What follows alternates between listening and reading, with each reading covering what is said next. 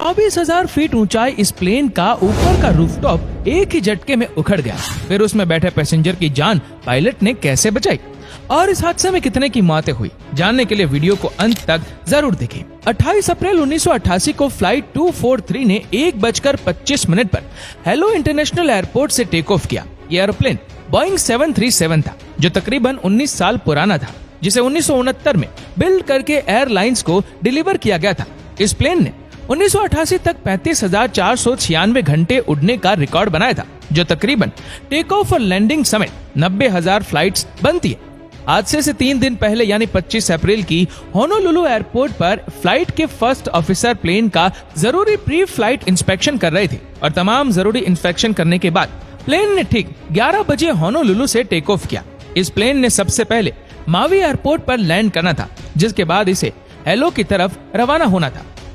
Hello airport पर पहुंचने के बाद प्लेन के पायलट ने बाहर जाकर प्लेन को इंस्पेक्ट करना जरूरी नहीं समझा। दरअसल प्लेन्स का हर बार एक फ्लाइट पूरी करने के बाद रूटीन चेकअप किया जाता है, ताकि प्लेन में कोई डैमेज या कोई टेक्निकल इश्यू ना हो जाए। लेकिन प्लेन के पायलट ने इस रूटीन चेकअप को स्किप करना ही ठीक समझा। प्लेन में 90 पैसेंजर्स और 5 क्रू मेंबर्स थे, जिनमें 2 पायलट्स भी शामिल थे। प्लेन में कैप्टन और को पायलट को प्लेन उड़ाने का पूरा एक्सपीरियंस था। प्लेन को टेक ऑफ किए 23 मिनट गुजर चुके थे और प्लेन उस वक्त 24,000 फीट की ऊंचाई पर उड़ रहा था। लेकिन 1:48 पर प्लेन में वो हुआ जिसके बारे में किसी ने सोचा तक नहीं था। प्लेन में मौजूद पैसेंजर्स ने एक अजीब किस्म की आवाज को नोटिस किया, जैसे किसी हॉल से बहुत तेजी से हवा अंदर आ रही हो। कुछ ही लम्हों के बाद प्लेन के लेफ्ट पोर्शन के रूफ टूटकर प्लेन से अलग हो गई, जिससे प्लेन के बाहर और अंदर का एयर प्रेशर बिल्कुल सेम हो गया और देखते ही देखते रूफ का टूटा हुआ छोटा सा हिस्सा 19 फीट तक बड़ा हो गया। इस बात का अंदाजा तो आप लगा ही चुके होंगे कि ये उस प्लेन के लिए कितना खतरनाक था। पहले तो पायलट्स को ये समझ ही नहीं आया कि असल में हुआ क्या है, क्योंकि प्लेन का डैमेज पार्ट उनके पीछे था।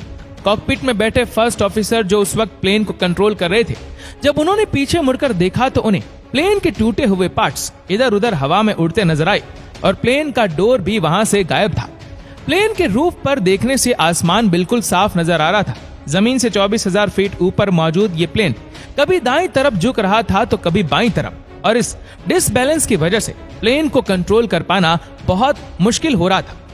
पायलट ने प्लेन में मौजूद सभी पैसेंजर्स को ऑक्सीजन मास्क पहन लेने की इंस्ट्रक्शन दी और प्लेन को कंट्रोल करने की पूरी कोशिश की और प्लेन में मौजूद स्पीड ब्रेकर को इस्तेमाल किया, जिससे प्लेन को कंट्रोल करने में आसानी हो। उस वक्त प्लेन से सबसे नजदीकी एयरपोर्ट मावी आइलैंड पर था। खुशकिस्मती से जिस वक्त प्लेन में यह हादसा हुआ उस वक्त सभी पैसेंजर्स ने अपनी सीट बेल्ट पहनी हुई थी, और अगर सीट बेल्ट ना पहनी हुई होती तो सभी लोग प्लेन से नीचे गिर जाते। प्लेन में 3 फ्लाइट अटेंडेंट भी मौजूद थी, जिनमें से एक फ्लाइट अटेंडेंट टूटे हुए डोर के सामने ही मौजूद थी, जो हवा के प्रेशर की वजह से प्लेन के नीचे गिर गई। दूसरी तरफ प्लेन के पायलट एयर ट्रैफिक कंट्रोल से मुसलसल कांटेक्ट करने की कोशिश कर रहे थे और प्लेन में हवा के प्रेशर की वजह से इतना शोर था, जिसकी वजह से पायलट्स एक दूसरे की आवाज तक नहीं सुन पा रहे थे और इशारों के जरिए एक दूसरे के साथ कांटेक्ट कर रहे थे। पायलट्स को ये तक नहीं मालूम हो पा रहा था कि उनके रेडियो सिग्नल्स काम कर रहे हैं या नहीं, और उनके emergency messages air traffic control तक डिलीवर हो भी रहे थे या नहीं। जब एयर ट्रैफिक कंट्रोल तक ये मैसेज पहुंचा तब ये प्लेन जमीन से सिर्फ 14,000 फीट ऊपर था। सिग्नल्स मिलते ही मावी एयरपोर्ट से स्टाफ ने इमरजेंसी लैंडिंग की तैयारियां शुरू कर दी, लेकिन कंट्रोल टावर को इस बात की कोई इन्फॉर्मेशन नहीं थी कि बोइंग 737 में मौजूद लोगों को मेडिकल हेल्प की भी जरूरत पड़ने वाली थी। देखते ही देखते प्लेन जमीन से 10,000 फीट ऊपर तक पहुंच चुका था। प्लेन के कैप्टन ने अपना ऑक्सीजन मास्क उतारा और स्पीड ब्रेक को बंद किया। प्लेन तेजी से एयरपोर्ट की तरफ बढ़ रहा था। कैप्टन के इशारे के बाद फर्स्ट ऑफिसर ने लैंडिंग गियर को नीचे किया, लेकिन लैंडिंग गियर का इंडिकेटर भी ऑन नहीं हो रहा था, जिसकी 2 ही वजह हो सकती थी। या तो वो इंडिकेटर खराब हो चुका था या फिर लैंडिंग गियर में कोई बड़ी प्रॉब्लम हो चुकी थी।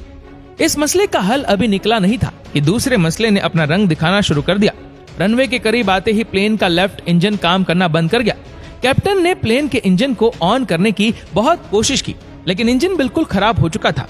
इतनी प्रॉब्लम्स को फेस करने के बाद 1:58 पर प्लेन ने एयरपोर्ट के रनवे को टच किया। इतनी मुश्किलों के बाद भी प्लेन को इस तरह लैंड करवा पाना बहुत खतरनाक था। प्लेन को रोकने के लिए उसके दूसरे इंजन के थ्रस्ट का सहारा लिया गया। प्लेन के रुकते ही वहां मौजूद रेस्क्यू टीम ने फौरन प्लेन में मौजूद पैसेंजर्स को निकालना शुरू किया खुशकिस्मती से प्लेन में मौजूद तमाम पैसेंजर्स जिंदा बच गए थे, जिनमें से 65 लोग जख्मी हुए थे, जिनमें 8 लोग बहुत ज्यादा इंजर्ड हुए थे, जिनको अर्जेंट हॉस्पिटल में एडमिट करवा दिया गया।